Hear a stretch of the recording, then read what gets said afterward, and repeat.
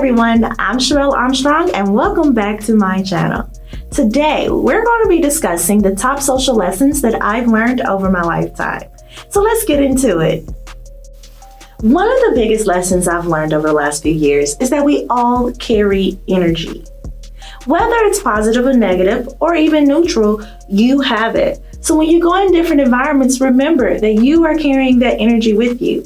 You have the capacity to transform or deconstruct, destroy, or build up and edify any environment that you go in. You are uniquely powerful. You are the only one with your energy signature.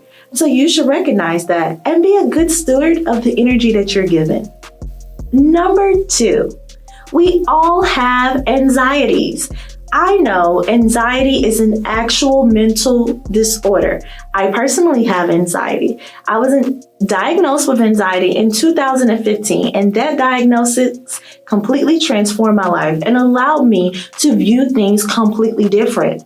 However, outside of the mental illness, you have general anxieties. Maybe you're anxious about how the interview will go today, how the job will go. Maybe you're anxious about getting in a car wreck. That's completely okay.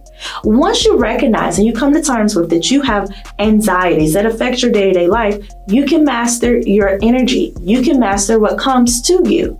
One way you can master it is if you're actually diagnosed with anxiety is to go get medication or talk therapy. There's a plethora of solutions if you're dealing with anxiety. But another way to master anxiety or anything that you're feeling fearful of is to prepare for it. I've learned that preparation is the greatest key to success that I have. So when I'm anxious or nervous about anything that I encounter, I go to my little notebook and I jot down what I need to do and I go accomplish it one by one. Nothing is insurmountable. There's anything that you desire, you can absolutely do. But the key to getting what you want is biting it down into bite-sized chunks. You can definitely achieve your wildest dreams. Just break it down and create SMART goals. So let's get into the other things. All right, so number 3 builds off the first 2. The energy and anxieties you carry can be felt.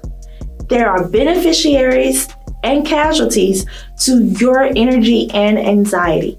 That's why it's absolutely important to master your energy and what causes you stress.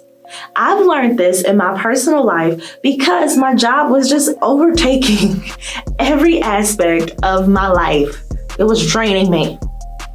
And everywhere I went, whether it was to the grocery store or when I had a general conversation with a family member or a friend, I carried that anxiety with me. And I stopped being my bubbly, self-confident, go with the flow self because something was plaguing me in my everyday life. And so we have to learn that there are consequences and benefits to everything that we do. So once again, get that in line, you'll be absolutely better. All right. Another social lesson that I've learned over the years is that it's important to purify my energy. This means through meditation, going to a quiet space, prayer, or like I like to do, go to God and talk it out, or talking to a best friend and decompressing, sorting out everything that's going on. You have to purify your energy. This is also important for people who may identify as empaths or people, if you are into astrology, that have water moons or water ascendants because they absorb the energy around them. This is absolutely important for you guys. Why? Because you're absorbing the energy around you. And so sometimes the emotions and feelings that you feel are not your own. So you have to purify yourself so that you can get rid of their junky, nasty crap. You don't want that crap floating in your abundance of love and pure joy. So get that out and wash it out. Some people do sage, some people do other things. I personally go run me a hot bath, relax at the end of the day, say a good prayer and say, oh, those people are crazy, but I will not inherit their craziness. All right, so moving right along. All right, so another social lesson that I've learned is that we live in shared spaces. So this can mean a plethora of things. It can mean similar to what I was talking to earlier. You could master your energy so that other people don't feel it. But I kind of think this means karma is real. All right, so when you're raging and you're mad, that karma is coming to you. But when you're bountiful and blessed and you love everyone, that's coming back to you as well. So sow good seeds and you'll reap good seeds. That's highly important. Another aspect of shared spaces to recognize is that sometimes people are in your space or your force field, I like to call it, and they're just crappy.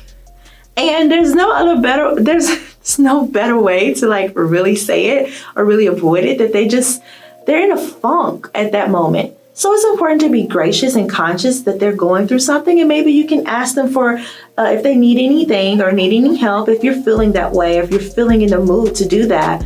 But other times you just have to separate yourself. That's why it's highly important to have flexible working environments to where you don't have to be stuck in your cubicle, your desk, or your office 24/7, and you can go woosah and get some clear air whenever you desire. Now, I know this option is not given to people who work in manufacturing or even nurses and doctors to where they have to be tied to one location a consistent way, but mindfulness is really important, being present and in the moment and being aware of how you feel. That is a true key to getting over when you share spaces with other people and they're kind of aggy, so that you can center yourself and be great. Because the goal of all of this is so you can be great every single day.